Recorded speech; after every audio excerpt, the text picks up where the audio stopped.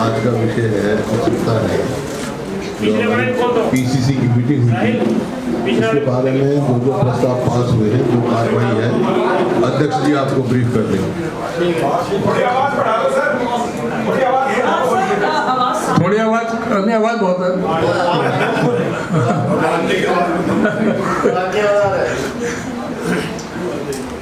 आदरणीय हमारे नेता प्रतिपक्ष चौधरी भूपेंद्र सिंह हुड्डा जी,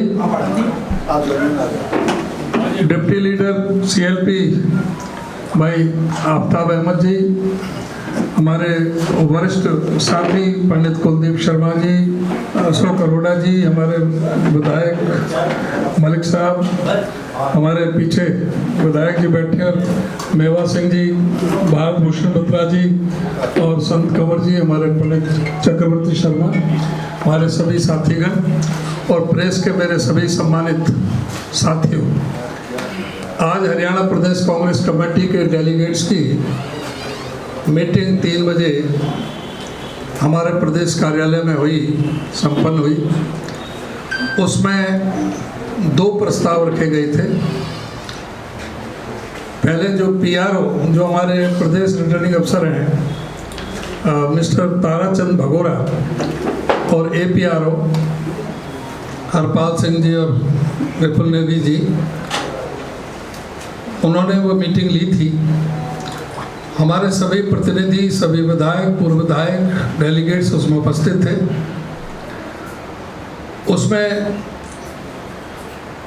ये प्रस्ताव हमने रखा था उनकी अनुमति से कि जो प्रदेश कांग्रेस कमेटी के अध्यक्ष, उपाध्यक्ष, ट्रेजरर, एग्जीक्यूटिव कमेटी, प्रदेश इलेक्शन कमेटी और एआईसीसी के जो मेंबर्स नामित किए जाने हैं, उनका अधिकार हम कांग्रेस अध्यक्ष को उसके लिए अधिकृत किया जाए।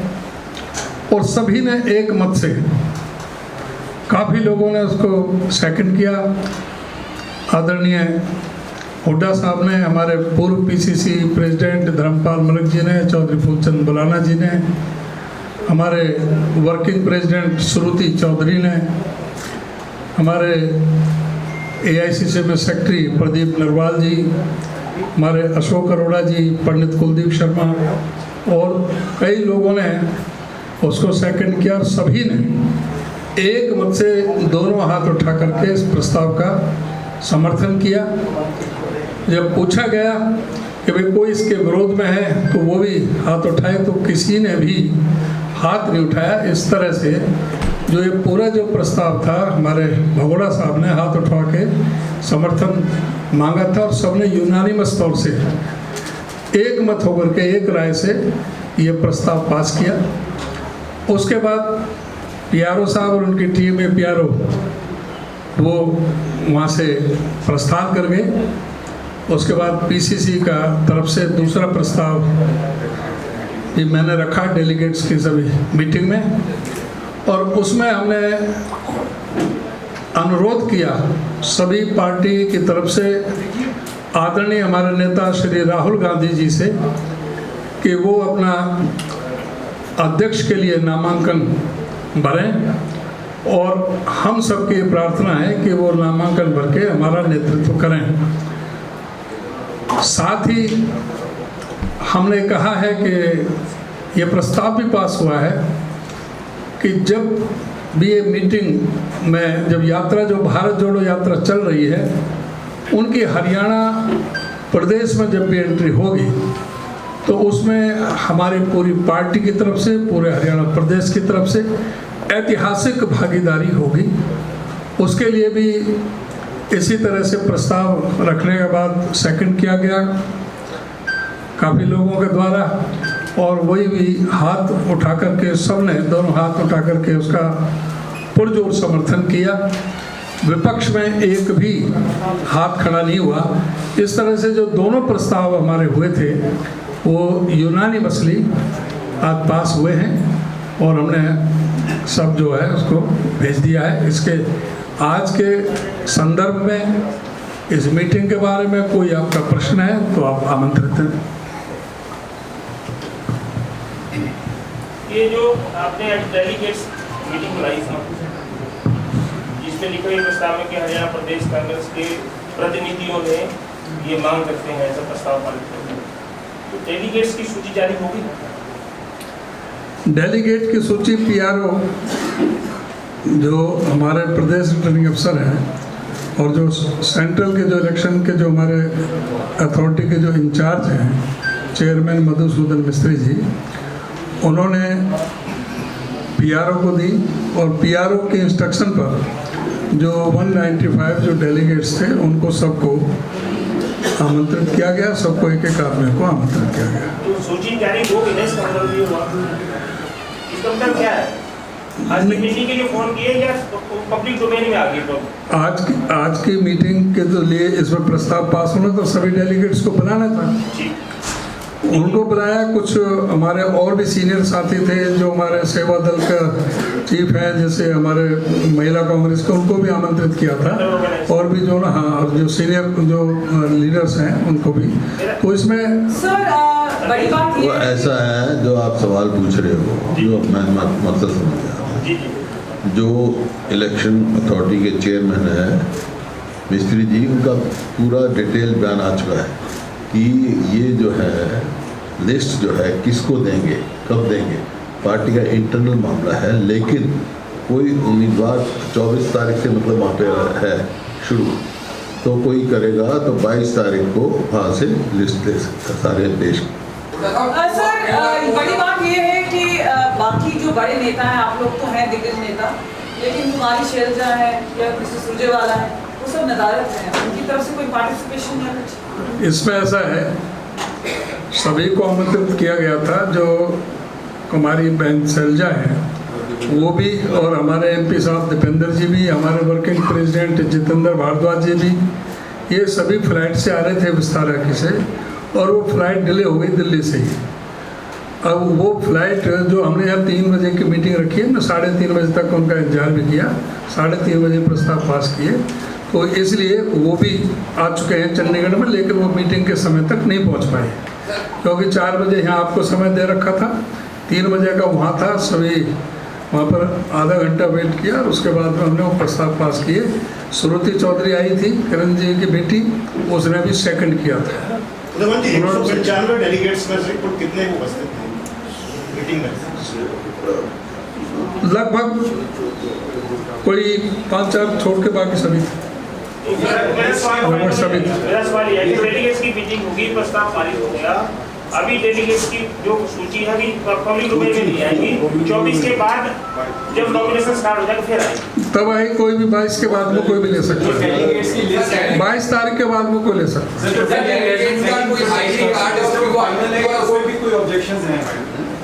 नहीं, डेलीगेट्स की जो लिस्ट है वो फाइनल होगी जब भी तो इन्फॉर्म किया, जब भी तो लोग बाग आए। किसी को लिस्ट चाहिए तो 22 तारीख के बाद उपलब्ध हो जाएगी। ID कार्ड और आई कार्ड भी जब भी मिलेंगे, और QR कोड, दोनों में क्या ID कार्ड दे रहे हैं और QR कोड दे रहे हैं, क्या दे रहे हैं? QR कोड भी साथ दे रहे हैं और ID कार्ड भी देंगे, क्योंकि ID कार्ड अभी हमारे बन नहीं पाए, उसमें अभी 3-4 दिन लगेंगे, तो वही 22 तारीख तक सबके जो है वो हो जाएंगे। दूसरा ये जो संगठन और बढ़ना है जिसमें अधिकार दिए हैं प्रेसिडेंट को, ये कब तक की संभावना है? पहले नेशनल प्रेसिडेंट का चुनाव होगा, उसके बाद आएगी लिस्ट, हमारी पहले आएगी? ये मैं समझता हूँ इस महीने में सारा ही हो लेगा, 30 तारीख तक। कोई भी सारे आपके सवालों के जवाब अभी इसी महीने में 30 तारीख तक मिल जाएंगे। सर, कुमारी शैलजा जी ने यहाँ आने से पहले मधुसूदन मिस्त्री जी से मुलाकात की, उन्होंने कहा कि हमारी पार्टी के जो पहले वर्कर रहे हैं उनके इंटरेस्ट को लेकर के चर्चा की है, और ये भी कहा है कि भाई भतीजावाद को कम से कम संगठन के अंदर जगह ना दी जाए, ये भी बात उन्होंने रखी है। नहीं, ये बात जो उन्होंने रखी है वो आपके सामने रखी है क्या? हाँ, हमारे चैनल पर बात हुई। चैनल पे तो फिर चैनल पे चलाओ, जहाँ तक बात है इसलिए हमें नहीं पता, अब उन्होंने ऐसी बात कही है। मधुसूदन मिस्त्री जो हमारे चेयरमैन हैं इसके इलेक्शन अथॉरिटी के, सेंट्रल इलेक्शन अथॉरिटी के, उनके पास सभी जो सीनियर नेता भी, हमारे जूनियर भी, कोई भी विधायक वहाँ पर जाते रहे हैं, मिलते रहे हैं, अपने सुझाव दिए हैं। उन सारे सुझावों को संकलित करके उन्होंने कोई फाइनल सूची बनाई है, जिसको आगे उनको बुलाया गया, आमंत्रित किया गया है, तो इसमें ये सजेशन है, सुझाव है। आप शैलजा जी का तो कह रहे हो, आपने ये तो नहीं पूछा कि आप भी गए क्या मिलने के लिए? मैं भी गया था, हुड्डा साहब भी गए थे मिलने के लिए, कई एमएलए गए थे। और ये सभी अपना अपना जो है ना कोई सुझाव अपना दे सकते हैं जाकर आप के। मन में मत रखो, आप भी मीडिया के सामने रखो। हाँ, मीडिया के सामने तो रख रहे हैं बात, सारा मीडिया चैनल तो सुन रहा है। तो नहीं, आप वहाँ क्या सुझाव दें? पर हमने जो सुझाव देने थे वो उनको दिए, जो उनको सुझाव देने थे उन्होंने दिए। उसके बाद उन्होंने जो भी फैसला लिया, अब वो पार्टी सारी एकजुट है। आपने देखा कि आज एक भी सिंगल आदमी ने कोई इसका अपोज नहीं किया दोनों प्रस्तावों का। तो पूरी तरह से पार्टी एकजुट है, सभी लोग उपस्थित थे।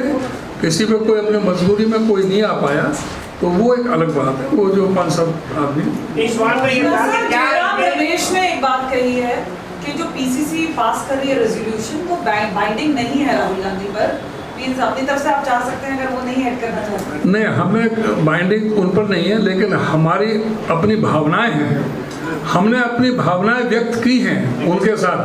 अब वो उसको कितना ध्यान में रखेंगे वो तो उनके ऊपर निर्भर करेगा। अध्यक्ष जी, सवाल ये था कि चलो पहले खुराना साहब को सुनो। जी जी, करवाना जी। आज कितने डेलीगेट शामिल हुए और कितने विधायक शामिल हुए? क्योंकि इसमें मैंने अभी बताया कि 5-6 को छोड़ के लगभग सभी जो 195 हैं, लगभग 185 और 190 के बीच में शामिल हुए। 185 to 190 ऐसे। 185 से 190 के बीच में हाँ और विधायक सारे मेंबर ही होंगे, कुछ भी आगे। भाई 1-2 विधायकों को छोड़ के सभी थे। अध्यक्ष जी, सवाल ये है कि जो इन्होंने पूछा था कि भाई भतीजावाद का उन्होंने चैनल से आरोप लगाया, क्या आपकी लिस्ट में भाई भतीजावाद हुआ है? हमारे बिल्कुल जो पार्टी है सबको सुन करके जो डिसीजन लेती है, बिल्कुल कोई किसी तरह का कोई फेवर नहीं होता। अगर कोई भाई भतीजावाद कोई होता तो वो वहाँ जा कर के कहेंगे, कोई जो है ना किसी भी फोरम पे। और मुझे नहीं लगता किसके मामले में भाई भतीजावाद हो गया। हमारे को नोटिस में आया नहीं।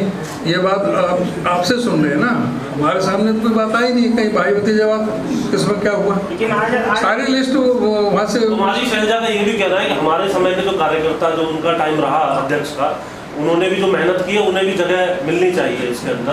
सबको मिली है, सबको मिली है मेंबरशिप के आधार पर सबको।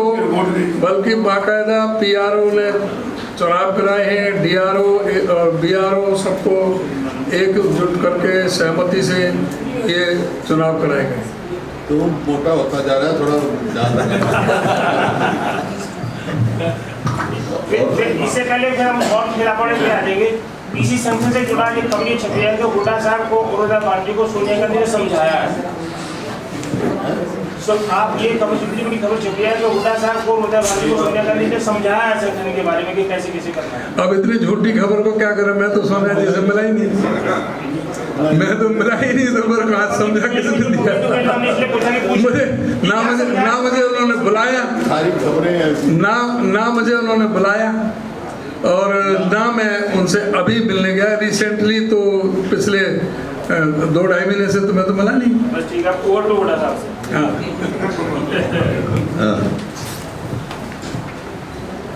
देखिए,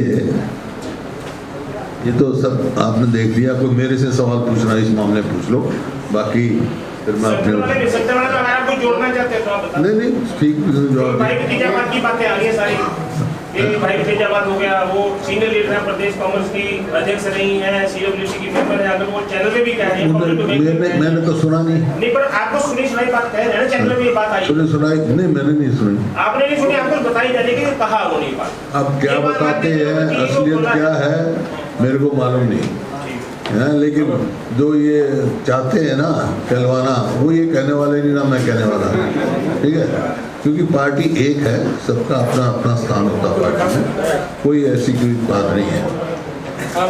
और उनका कोई ज्ञान मैंने तो पढ़ा नहीं ना देखा। ये हरियाणा और में क्या प्रोग्राम है यात्रा का? तुम कहाँ से बोला? पीछे से आपके पीछे बाल कॉलोनी से। हाँ, हरियाणा में यात्रा आएगी राहुल जी की, मेरे ख्याल में दिसंबर एंड में या जनवरी के फर्स्ट वीक।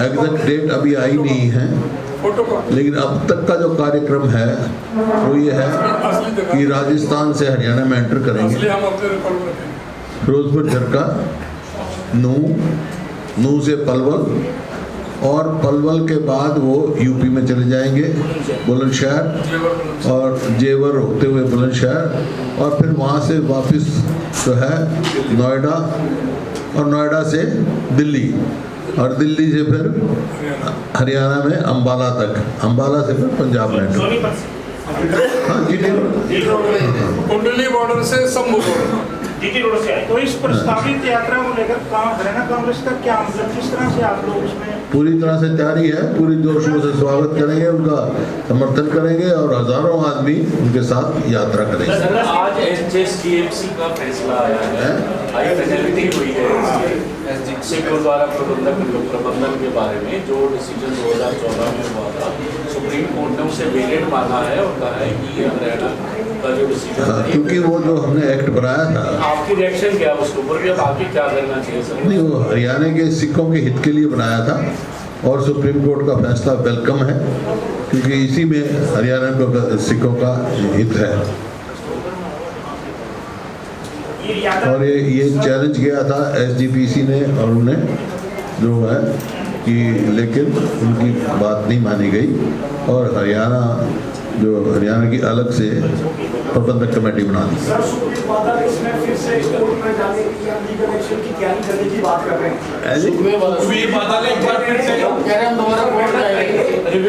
चलो वो तो उनकी इच्छा है, तो भाई कानून है, और सुप्रीम कोर्ट ने मोहर लगाई है, किसी को नहीं है तो जा सकते हैं, कोई पाबंदी थोड़ा है किसी सर, आपके सामने एसवाई है जिसकी फैसला हरियाणा में आ चुका है, लेकिन अब तक कोई ऐसी, तो एक बार मैं अपनी बात कह लूँ, फिर सवाल पूछ लेना। जो भाई देखो, ये सरकार जो है, इनके ये बड़ी कमाल की सरकार है हरियाणा की, मरे हुओं को जिंदा और जिंदों को मार देती है। ऐसा कमाल तो मैंने किसी सरकार में देखा नहीं। कितने हजारों बुजुर्ग जो जिंदे हैं, वो उनकी पेंशन काट दी गई, ये दिखा के मर गए। और जो एक आपको मैं होगा मेरे पास, मैं दिखा दूंगा, टीचर की बदली की है, वो मरा हुआ बेचारा, मरा हुआ टीचर की बदली कर दी गई। और असलियत क्या है, बच्चों को तो टीचर नहीं मिल रहे, और टीचरों को स्टेशन नहीं मिल रहा। ये सरकार का कमाल है। और वो मैं समझता हूँ कि किसान के हित में है, ना आरटीओ के हित में है, ना आम आदमी के हित में है। कॉम्प्लिकेट कर रहे हैं, और आप खुद सब देख रहे हैं कि धान की खरीद जो है 1 अक्टूबर से करेंगे। मैंने पहले बयान दिया था, जल्दी करो, सारे मंडियाँ भरी हैं। और जो भाव परमल का 2060 रुपये है एमएसपी, आज वो 1600-1700 में बिक रहा है किसान का। और आड़तियाँ स्ट्राइक पे हैं। तो मेरी सरकार से भी यही है, और आड़तियों से भी यही है, भाई इसमें बहुत सारी मंडी है, किसान का नुकसान होता है, दोनों बातचीत करके इसका हल निकाले। सरकार को भी अड़ियल रवैया नहीं इख्तियार करना चाहिए, और भारतीयों से बातचीत करके तुरंत खरीद शुरू करें, क्योंकि मंडियों में बुरा वो है। और सीएजी की रिपोर्ट आई है, उसमें मैं आपको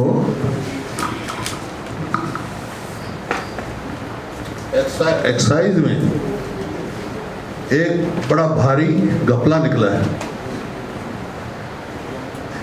क्योंकि इन्होंने टारगेट एक्साइज का पिछली बार 6700 करोड़ रुपए रखा था, 6700 करोड़ टारगेट 1920 में जो था, और 2021 में रखा 7500 करोड़। और उनकी स्टेटमेंट आती है तो सीएजी का है, होलोग्राम जो है वो 50% बढ़ा दिए।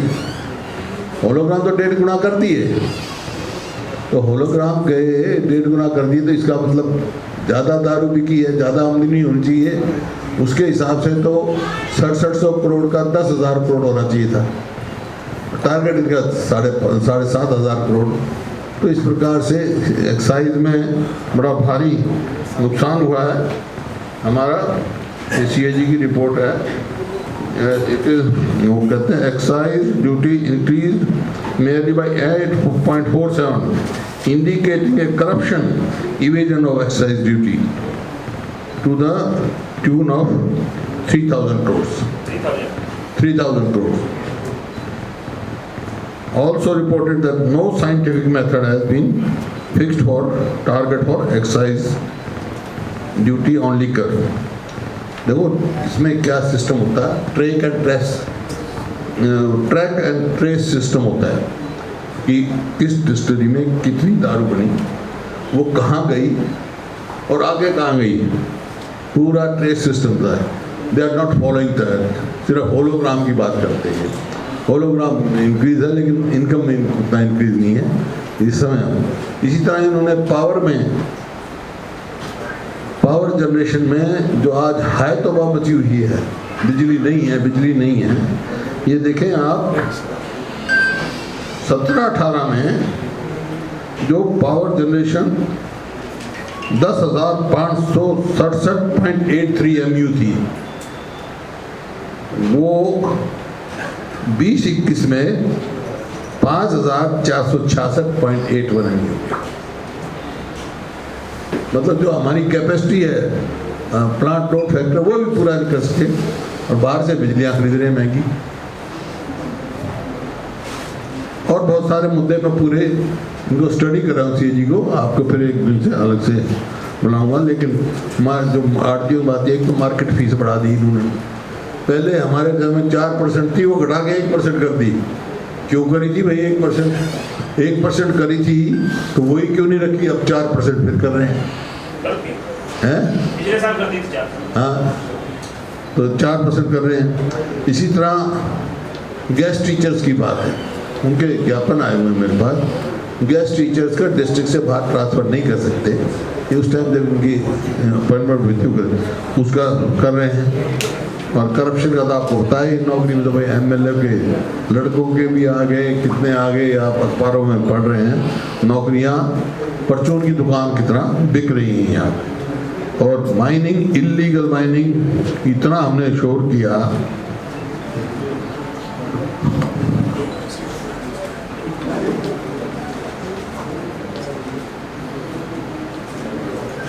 ये 17 सितंबर का है। ये डाडम पहाड़ी हरित पट्टी बनाना तो दूर, वन क्षेत्र में ही हो रहा है धड़ेले से खनन। अब भी मतलब इलीगल माइनिंग जबरदस्त तरीके से चल रही है, जबकि ये वायदा किया गया था भाई SIT बनाएंगे। हमने मांग की थी कि भाई हाई कोर्ट के जज द्वारा CBI की उसके प्रोविजन में CBI की इंक्वायरी की जाए। और ये घोटाला जो है बहुत भारी बड़ा घोटाला है, 5,000 करोड़ का कम से कम घोटाला है ये। इसकी जांच की जाए, लेकिन जांच करना तो दूर, वहाँ UP माइनिंग लड़ाने से चल रही है। मैं तो अखबारों की खबर आपकी पड़ी हुई खबर दे रहा हूँ। इस तरह तो जो ये टीचर्स के ट्रांसफ़र की है इन्होंने, इससे बहुत लोगों को परेशानी हो रही है।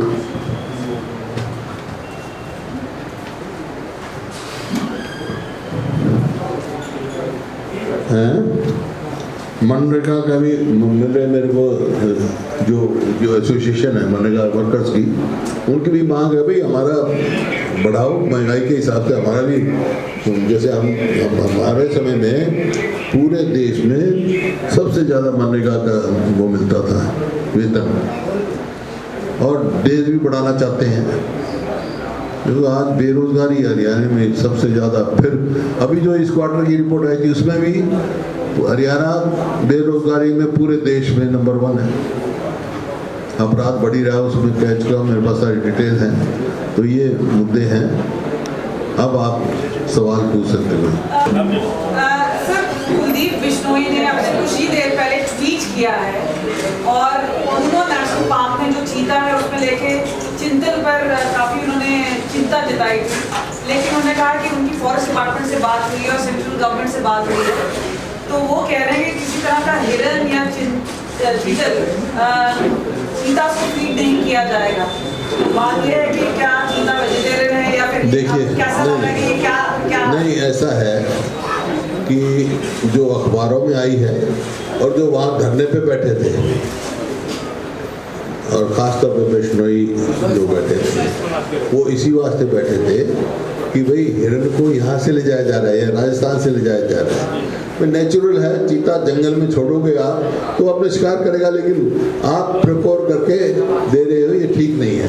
मैं भी इसी हित का हूँ, यहाँ से वहाँ नहीं ले जाना चाहिए। हिरण की एक हिरण मारने पे नवाब पटौदी अंदर जेल में था, सलमान खान भी था, तो ये तो 181 ले जा रहे हैं, क्यों भाई? तो ये जो फॉरेस्ट डिपार्टमेंट कह रहा है और जो उन्होंने ट्वीट किया, आपको लग रहा है वो सच है कि नहीं? वो मेरे को नहीं पता, अब वो तो वो जाने, लेकिन ये फैक्ट है, ताल में बैठे हैं कि उनको हिरण को वहाँ ले जाया जा रहा था। मेरा खुद मानना ये है कि यहाँ से ले जाना नहीं चाहिए, और जंगल में चीता है, ओपन छोड़ दें। ट्वीट वो आई हुई थी मुख्यमंत्री जी के यहाँ, पता नहीं कौन था वर्कर, उसने कह दिया था कि भाई वोट गौ माता की मांगो। ये तो चीता तो नॉन वेजिटेरियन है, वो तो मांस खाता है। Sir, deputy CM Dushyant Chautala ने इससे थोड़ी देर पहले बयान दिया है और आप पर निशाना साधा है। उन्होंने कहा है कि हुड्डा राज के टाइम पे 65,000 करोड़ की जो सीएलयू बदली हुई, गुरुग्राम के हालात देख सर, सीएलयू बदली का है और गुरुग्राम के हालात देख समझा नहीं, कौन कह रहा है? Deputy CM Dushyant Chautala. तो जैसा स्वयं जैसा जो होता है दूसरों के बारे में ऐसे कहते हैं, और सर वो तो उनकी सरकार है, क्यों नहीं केस करते, क्यों नहीं करते? 8 साल हो गए। पराली के मामले में मेरा तो कोई परिवार का सदस्य नहीं अभी कन्विक्ट हुआ।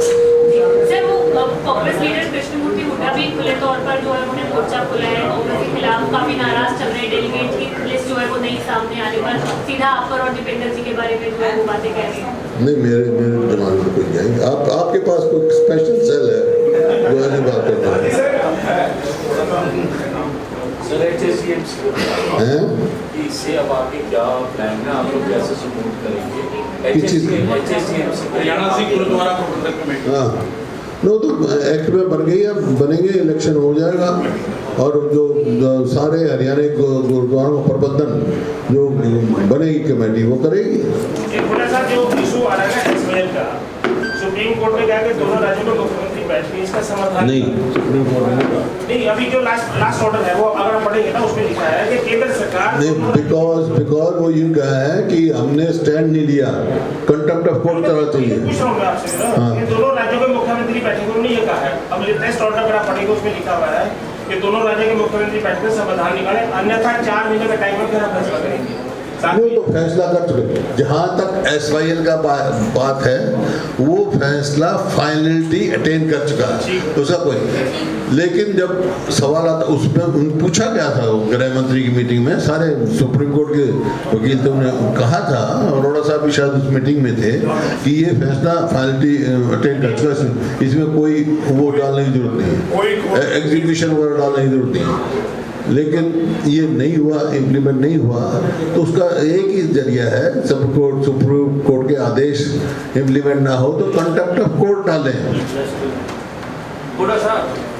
जिसने खोदना है उस सुप्रीम कोर्ट का कंटेम्प्ट ऑफ कोर्ट डालें। और ये जो कह रहे हो बैठ के बात करने की बात, ये तो खुद की हो नहीं, ये तो अपने इनको एग्री नहीं करना चाहिए इस बात। जब एक फाइनलिटी हो चुका तो why should be for what?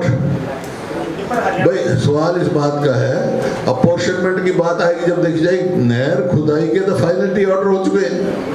Hooda साहब, आपने जो शुरू किया अपने फाइल में, उसमें पेंशन जो काटने की बात और मरे को जिंदा करने की बात करी, आपने जो स्टार्ट किया है आप अपना जो ब्रीफिंग उसमें कहा कि मरे हुए को जिंदा कर रहे, जिंदा को मरे, जो पेंशन बुजुर्गों की काटने की बात है, या ये दिग्विजय चौटाला का कहना है कि जो पेंशन नहीं मिल रही बहुत लोगों को, जो आय से अधिक आय का जो मसला है, वो आपके द्वारा ये शर्त लगाई गई कि आपके सरकार रहते हुए तो बुजुर्गों के पेंशन नहीं मिले, वो उनका कहने को बढ़वाएंगे कि आय की सीमा बढ़ाई जाए, ये आपके सरकार में लगाया गया था दिग्विजय चौटाला। सुन ली बात, एक बार कहो ना, एक बात को एक ही दफा कहोगे, मेरी सरकार में लगा, मैं इसमें कोई दो राय नहीं, लेकिन हमारी क्या पॉलिसी थी, सेल्फ डिक्लेरेशन, स्वयं डिक्लेयर करेगा।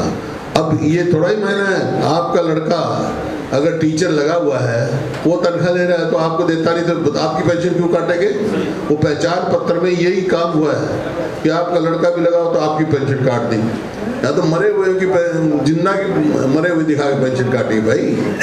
तो आपकी मांग है कि इसमें आमदन की हमारी सरकार बनेगी तो पेंशन हम रेस्टोर करेंगे, सेल्फ डिक्लेरेशन पर रखेंगे, पहचान पत्र खत्म करेंगे। ये आमदनी की आपकी मांग है कि आय की सीमा बढ़ाई जाए, क्योंकि आप तो बहुत ज्यादा इंडेक्स बढ़ रहा है, उसके बाद नहीं, वो तो हमारी सरकार को देखेंगे, लेकिन ये जो है ना पहचान पत्र की से ही क्या है, सेल्फ डिक्लेरेशन, जो भी लिमिट गवर्नमेंट रखे तो सेल्फ डिक्लेरेशन करे कि मेरे को भी इतनी आमदनी नहीं है।